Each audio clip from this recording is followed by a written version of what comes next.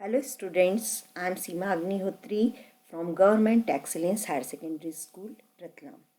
आज हम class 9th English book beehive के सेकेंड लेसन का रिवीजन करेंगे। सेकेंड लेसन है द साउंड ऑफ म्यूज़िक। इसमें दो पार्ट हैं। फर्स्ट पार्ट है एवलिन ग्लैनी के बारे में और सेकंड है बिस्मिल्लाह खान के बारे में। इसमें हम objective type question, short question और एनालिटिकल क्वेश्चंस को डिस्कस करेंगे। सबसे पहले हम देखते हैं ऑब्जेक्टिव क्वेश्चंस। फर्स्ट क्वेश्चन हमने लिया है द साउंड ऑफ म्यूजिक से। Who was deaf in the lesson? इस लेसन में डेफ कौन था, किसे सुनाई नहीं देता था? ऑब्वियसली आपने पढ़ा है फर्स्ट पार्ट में इसके कि किसे सुनाई नहीं देता था। ऑप्शन है एवलिन, रॉन फोर्ब्स और Bismillah Khan. So the correct answer is Evelyn, क्योंकि एवलिन ग्लैनी को सुनाई नहीं देता था। उन्हीं के ऊपर ये जो लेसन है पार्ट 1 पूरा उसी पर बेस्ड है। Second question, how old was Evelyn when she went to royal music academy? जब एवलिन जब रॉयल म्यूज़िक एकेडमी गई तब उनकी उम्र क्या थी? 17 ईयर्स ओल्ड, 18 ईयर्स ओल्ड या फिर 19 ईयर्स ओल्ड? तो ये लेसन हमने पढ़ा है, उसमें लिखा है कि वो 17 ईयर्स की थी जब वो रॉयल म्यूज़िक एकेडमी गई थी। When was Evelyn's deafness noticed? Evelyn की डेफनेस को सबसे पहले कब नोटिस किया गया? When she was 18, when she was 19 और वैन शी वॉज 8? तो स्टूडेंट सबसे पहले आपने लेसन में देखा कि जब वो 8 ईयर की थी और उनको पियानो बजाने के लिए इंतज़ार किया जा रहा था, उनका नाम लिया गया और उन्होंने नहीं सुना, तब उनकी मदर को डाउट हुआ कि उनको सुनाई नहीं देता और उस वक्त उनकी एज थी 8 year. So the correct answer is when she was 8 year की थी जब उनको सुनाई नहीं देता था। When was Evelyn's deafness confirmed? Evelyn की डेफनेस को कब कंफर्म किया गया कि हाँ वाकई में उनकी हेयरिंग लॉस हुआ है? By the age of 6, by the age of 8 और बाय द एज ऑफ 11? तो जब उनके जो मार्क्स हैं 8 ईयर्स में, ये डाउट हुआ उनकी मदर को, लेकिन उनके मार्क्स जब कम होते गए और फिर उसके बाद में जब उनकी टीचर ने उनको बुला के एक स्पेशलिस्ट को दिखाने को कहा, स्पेशलिस्ट ने देखने के बाद में ये कंफर्म करके कहा कि नर्व डैमेज के कारण जो है उनका हियरिंग लॉस हो गया है। तो ये उस समय उनकी एज थी 11 years. So the correct answer is by the age of 11। Next, Who helped Evelyn to continue with her music? Evelyn को अपना म्यूज़िक सीखने में किसने मदद की? मदर, टीचर और रॉन फॉब्स। तो कई लोग थे जो एवलिन को ये समझते थे कि उनको सुनाई नहीं देता है तो वो म्यूज़िक में आगे अच्छा नहीं कर सकती, लेकिन एक परकजनिस्ट थे रॉन फॉब्स जिन्होंने उनकी मदद की और उन्हें सिखाया म्यूज़िक की किस तरह से उनको म्यूज़िक को सेंस करना है। Who spotted Evelyn's potential? Evelyn के पोटेंशियल, एवलिन की प्रतिभा को किसने सबसे पहले ध्यान दिया कि हाँ उनमें एबिलिटी है और वो बहुत कुछ अच्छा कर सकती है म्यूज़िक में आगे? ये किसने स्पॉट किया? उनके फादर ने, फ्रेंड्स ने या फिर रॉन फॉब्स ने? तो ये भी वही एकमात्र व्यक्ति थे रॉन फॉब्स जिन्होंने एवलिन की इस पोटेंशियल को स्पॉट किया कि हाँ उनमें ये प्रतिभा है और वो म्यूज़िक में बहुत कुछ अच्छा कर सकती हैं, भले ही उन्हें सुनाई ना देता हो। Which places had Evelyn work for? Evelyn ने कहाँ पर काम किया, कौन कौन से स्थानों पर काम किया? तो एवलिन ने बहुत सी जगह पर परफॉर्मेंस दी अपनी म्यूजिकल परफॉर्मेंस, लेकिन जैसे ऑप्शन दिए हैं poor children, prison and hospital and schools. तो जो ऑप्शन दिए हैं उसके हिसाब से यहाँ आएगा प्रिजन एंड हॉस्पिटल, क्योंकि प्रिजन और हॉस्पिटल, जेल में और हॉस्पिटल में, अस्पताल में उन्होंने फ्री कंसर्ट दिए, वहाँ पर वो फ्री अपना संगीत का समारोह उन्होंने किया। What was life for Evelyn? Evelyn के जीवन का क्या मकसद था, क्या चीज़ थी जो जिसमें वो आगे बढ़ना चाहती थी? डांस, नेचर और म्यूज़िक? ऑब्वियसली म्यूज़िक इसका करेक्ट आंसर है, क्योंकि वो म्यूज़िक में ही आगे बढ़ना चाहती थी, म्यूज़िक ही उनकी लाइफ थी। Where was the royal music academy? Royal music academy कहाँ था? यूएस, पेरिस और लंदन? तो कहाँ था नहीं, अभी भी वहीं है। कहाँ पर है? लंदन में। लंदन में वो स्कूल है। Why was Evelyn's hearing severely impaired? Question पूछा गया है कि एवलिन की सुनने की क्षमता बुरी तरह से कैसे खराब हुई? अब due to gradual nerve damage, due to accident, due to bomb explosion? तो ये उनके जो स्पेशलिस्ट थे, जब एवलिन को दिखाया गया था स्पेशलिस्ट को, तब उन्होंने बताया था कि जो उनकी हियरिंग लॉस हुआ है वो किसकी वजह से हुआ है? Due to gradual nerve damage, अर्थात नर्व डैमेज होने के कारण उनकी धीरे धीरे सुनने की क्षमता खत्म होती गई, क्योंकि वो बचपन से ही बहरी नहीं थी, बल्कि बचपन में तो उनको सुनाई देता था, लेकिन धीरे धीरे धीरे उनका नर्व डैमेज होने के कारण उनकी सुनने की क्षमता खत्म होती गई। अब अभी तक हमने 10 ऑब्जेक्टिव जो देखे वो पार्ट 1 के थे। अब पार्ट 2 बिस्मिल्लाह खान से हम ऑब्जेक्टिव्स देखते हैं। What did Aurangzeb ban in his palace? Aurangzeb ने अपने महल में किसको बैन किया? कौन सी चीज़ थी वो? Playing of pungi, playing sitar, playing music. तो पुंगी, सितार या म्यूजिक किसको बैन किया? तो प्लेइंग ऑफ पुंगी, पुंगी को बजाना उन्होंने बंद किया। क्यों? क्योंकि उनको उसका आवाज़ बिल्कुल भी अच्छा नहीं लगता था, बहुत ही अनप्लीजेंट लगता था, इसलिए उन्होंने बैन किया। Who thought of improving the sound of pungi? ये बड़ा अजीब क्वेश्चन है कि किसी म्यूज़िकल इंस्ट्रूमेंट को के साउंड को इम्प्रूव करने के बारे में किसने सोचा? तो इसमें अगर आप गैस करेंगे तो कुछ भी लिख सकते हैं। म्यूजिशियन ने करा, सिंगर ने करा, या बार्बर ने करा। एक म्यूजिशियन सोच सकता है, लेकिन यहाँ पर इसका आंसर है अ बार्बर, क्योंकि एक नाई था जिसने सोचा कि ये जो पुंगी को बैन किया है उसकी आवाज़ के कारण, तो इसमें कुछ सुधार किया जा सकता है। तो ये एक बार्बर ने क्यों सोचा? क्योंकि वो बार्बर भी एक म्यूजिशियन फैमिली को ही बिलोंग करता था।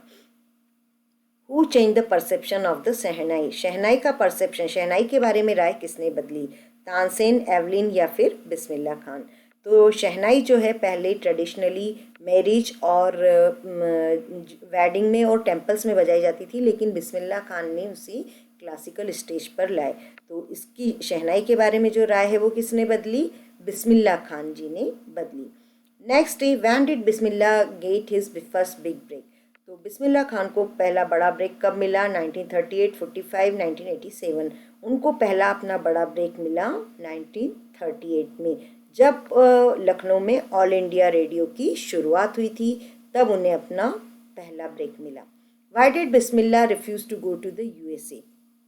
बिस्मिल्लाह खान से USA में शहनाई स्कूल या म्यूज़िक स्कूल खोलने के लिए कहा गया ताकि वो बच्चों को सिखा सकें, लेकिन उन्होंने इसके लिए रिफ्यूज़ कर दिया। इसका क्या कारण था?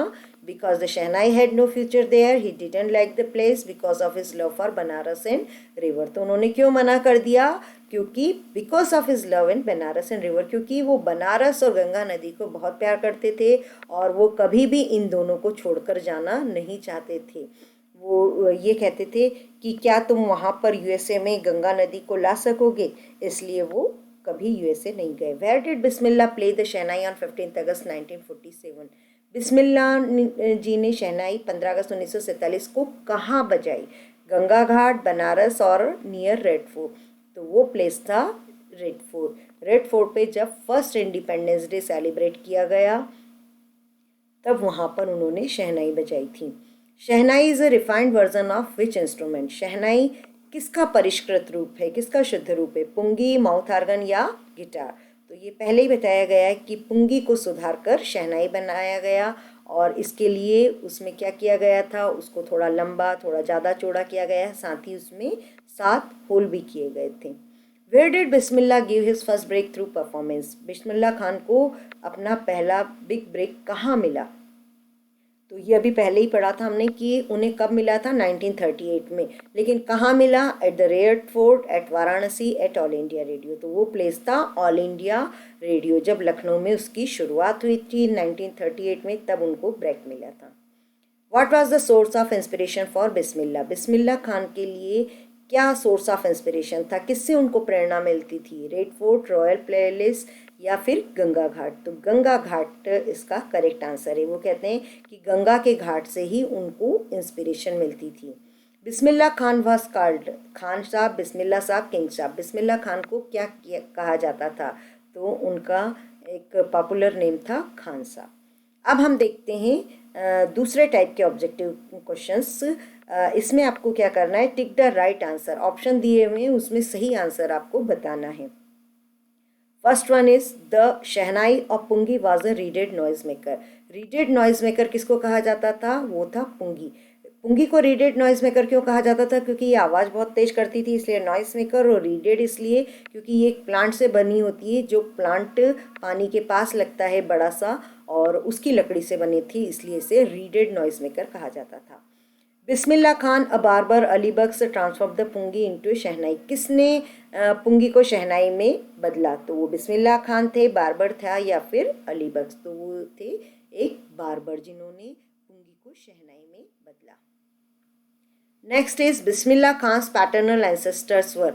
बिस्मिल्लाह खां के जो पूर्वज थे वो क्या थे? बार्बर थे, प्रोफेशनल म्यूजिशियन थे, वो नाई थे, या फिर क्या थे? तो उसका करेक्ट आंसर है कि वो पेशेवर म्यूजिशियंस थे। Bismillah Khan learn to play the shehnai from. Bismillah Khan ने शहनाई किससे सीखी? अली बख्श, पैगंबर बख्श, उस्ताद फैयज़ खान। तो वो थे अली बख्श, जो कि उनके मैटरनल अंकल थे, अर्थात मामा थे। जब वो 3 साल के थे तब उनकी मदर उनको लेकर गई थी और अली बख्श विष्णु टेम्पल में शहनाई बजाया करते थे, वहीं से उन्होंने शहनाई बजाना सीखा। Bismillah Khan first trip to abroad was to Afghanistan, USA, Canada. अब बिस्मिल्लाह खान का जो विदेश में पहला ट्रिप था वो कहाँ था? अफगानिस्तान, यूएसए या कनाडा? तो वो उनका पहला ट्रिप था Afghanistan. Now student, question number 2, find the words in the text which shows Ustad Bismillah Khan feeling about the items listed below. अब कुछ सेंटेंस आपको दिए गए हैं, कुछ बातें बताई गई हैं बिस्मिल्लाह खान के बारे में, तो आपको ये बताना है कि tick in the correct column. Correct column में टिक करना है। Discuss your answer in class. Bismillah Khan feeling about positive, negative and neutral. तो ये जो बातें हैं इनके बारे में, उनकी जो फीलिंग्स थी वो पॉजिटिव थी, नेगेटिव थी या फिर न्यूट्रल थी। पहला है टीचिंग चिल्ड्रन म्यूजिक, कि बच्चों को म्यूजिक सिखाया जाए, इसके बारे में उनकी फीलिंग क्या थी? तो इसके बारे में उनकी फीलिंग थी पॉजिटिव। वो चाहते थे कि बच्चों को म्यूजिक सिखाया जाए। वो तो ये कहते थे कि हिंदुस्तान का ये रिचेस्ट ट्रेडिशन है और इसे सिखाना चाहिए, कि सब बच्चों को म्यूजिक जरूर सिखाना चाहिए। फिल्म वर्ल्ड को वो बिल्कुल पसंद नहीं करते थे, इसलिए उनकी फीलिंग क्या थी? नेगेटिव, क्योंकि वो उनको आर्टिफिशियल वर्ड बिल्कुल पसंद नहीं आता था।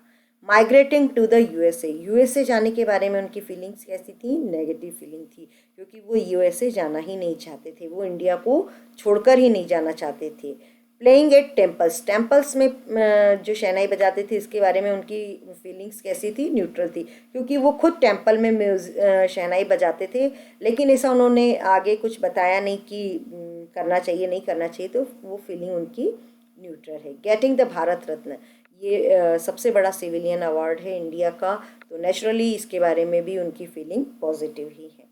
द बैंक ऑफ गंगा, उनको सारा इंस्पिरेशन गंगा के घाट से ही मिलता था, इसलिए उनकी फीलिंग कैसी थी इसके बारे में? Positive. Living Banaras and Dumraon, Banaras और डुमराव को छोड़ना वो कभी नहीं चाहते थे, इसलिए उनकी फीलिंग क्या आएगी यहाँ पर? Negative feeling. नाउ अब ये जो क्वेश्चंस आ रहे हैं ये एनालिटिकल क्वेश्चन हैं, इनमें आपको अपनी थिंकिंग के बेस पे जो है आंसर लिखना है। आप कुछ भी इसमें आंसर अपने मन से लिख सकते हैं जो कि सेंटेंस को कंप्लीट करता हो। Complete the following sentence beginning with the 2+ verb, इसमें 2+ वर्ब का यूज़ करना है। Try to answer the question in bracket. अब पहला है the school sport teams hope. अब स्कूल स्पोर्ट टीम उम्मीद करती है, क्या उम्मीद कर सकती है? भाई जैसे मैंने आंसर लिखा है टू विन, उम्मीद करती है कि वो जीतेगी। आप कुछ और भी लिख सकते हैं। वी ऑल वांट, हम सभी चाहते हैं, क्या चाहते हैं? टू सक्सीड या कुछ भी, टू बी हैप्पी, कुछ भी लिख सकते हैं आप यहाँ पर, क्योंकि ये एनालिटिकल क्वेश्चन है। इसमें आपको जो सही लगे वो आप आंसर लिख सकते हैं कि हम सभी क्या चाहते हैं। नेक्स्ट क्वेश्चन है they advise the hearing impaired child's mother. उन्होंने जो बच्चा सुनने की क्षमता बुरी तरह से ख़राब हो गई थी उसकी मदर को एडवाइस किया। क्या एडवाइस किया होगा? अब आप सोचिए और आंसर लिखिए। जैसे मैंने लिखा है to take her to a specialist, कि उन्होंने एडवाइस किया कि आप इसे किसी स्पेशलिस्ट के पास ले जाएं। आपका आंसर कुछ डिफ़र भी हो सकता है, आप कुछ और भी सोच सकते हैं कि क्या एडवाइस किया होगा। The authorities permitted us to, authorities ने हमको परमिशन दी, किस चीज़ की परमिशन दी? अब यहाँ पर टू पहले से लिखा है इसलिए हम टू नहीं लगाएंगे, कि प्ले करने की अनुमति दी या मूवी की अनुमति दी या पिकनिक की अनुमति दी, कुछ भी हो सकता है। A musician decided to, musician ने डिसाइड किया, क्या डिसाइड किया होगा म्यूजिशियन ने? कुछ जैसे मैंने लिखा है प्ले अ न्यू रागा, कि वो न्यू राग प्ले करेंगे। आप लिख सकते हैं to teach music to the kids, इस तरह से कुछ भी आप सही आंसर लिख सकते हैं अपने मन से।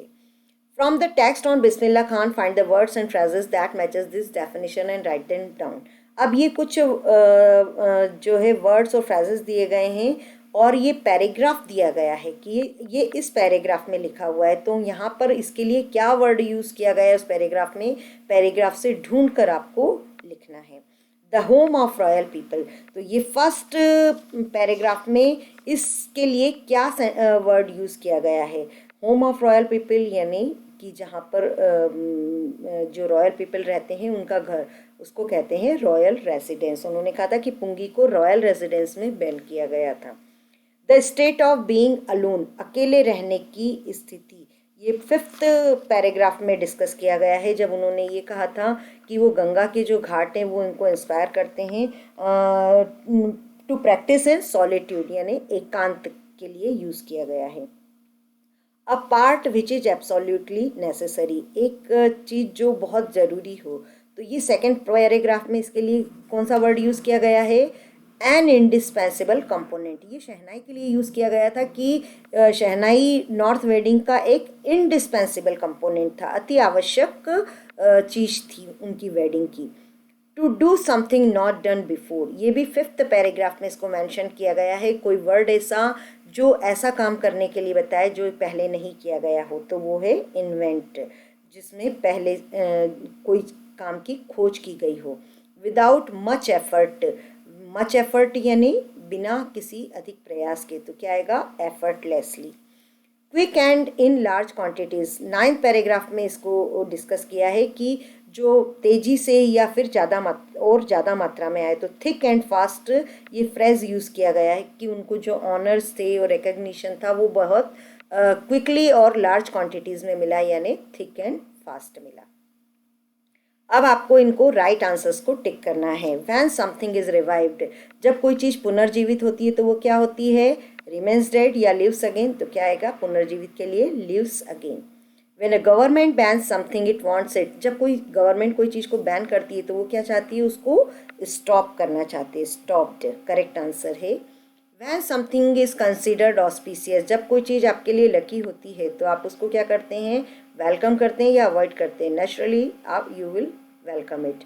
When we take to something we find it, जब कोई चीज़ हमको मिलती है तो अच्छी लगती है तो क्या होती है, वो बोरिंग होती है या इंटरेस्टिंग होती है, वो इंटरेस्टिंग होती है.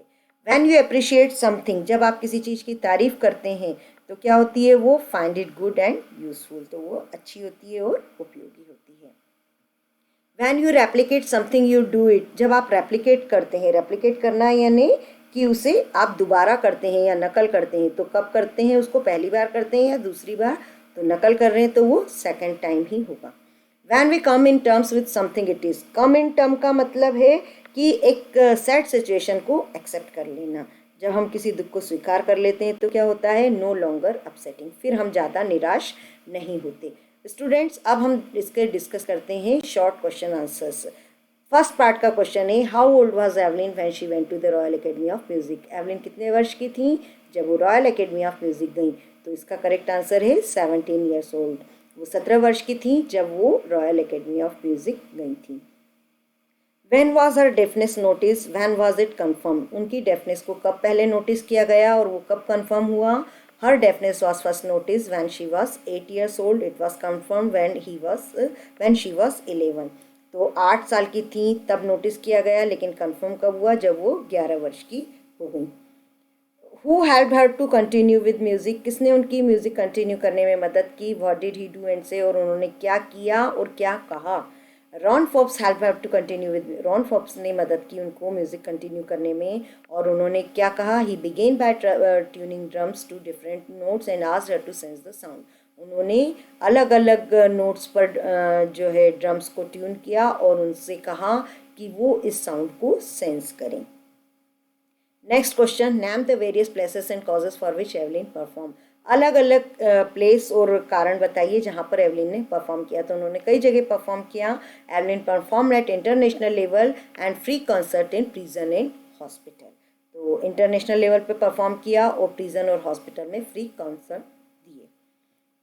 How does Evelyn here music, Evelyn music कैसे सुनती थी? Evelyn doesn't here music, she feels the music through the different parts of the body. Evelyn music सुनती नहीं थी बल्कि वो उसे डिफरेंट पार्ट्स से महसूस करती थी। अब पार्ट 2 के question answer. The shehnai of Bismillah Khan.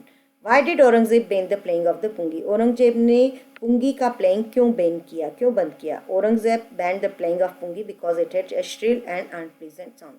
क्यों बैन किया? क्योंकि उसका जो साउंड था वो कैसा था? श्रिल और अनप्लीजेंट था। उनको उनका साउंड कर्कश लगता था, बिल्कुल अच्छा नहीं लगता था। How is shehnai different from a pungi, शहनाई पुंगी से किस तरह से अलग है? A shehnai is longer and broader than a pungi, it has 7 holes on the body of the pipe। तो शहनाई पुंगी से लंबी और चौड़ी भी ज़्यादा होती है और उसकी बॉडी के पाइप पर जो है 7 होल्स भी होते हैं।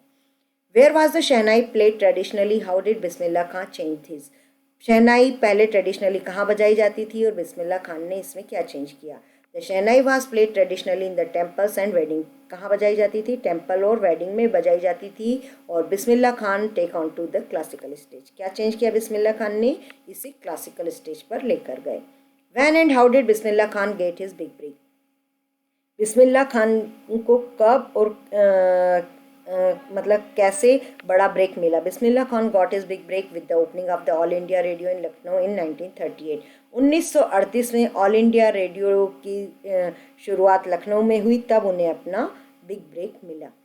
और question, where did Bismillah Khan play the shehnai on 15 August 1947, why was the event historic, Bismillah Khan ने शहनाई 15 अगस्त 1947 को कहाँ बजाई और ये इवेंट इतना हिस्टोरिक क्यों है? तो Bismillah Khan played the shehnai on 15 August 1947 at the red Fort, उन्होंने बिस्मिल्लाह खान ने शहनाई 15 अगस्त 1947 को रेड फोर्ट पर बजाई।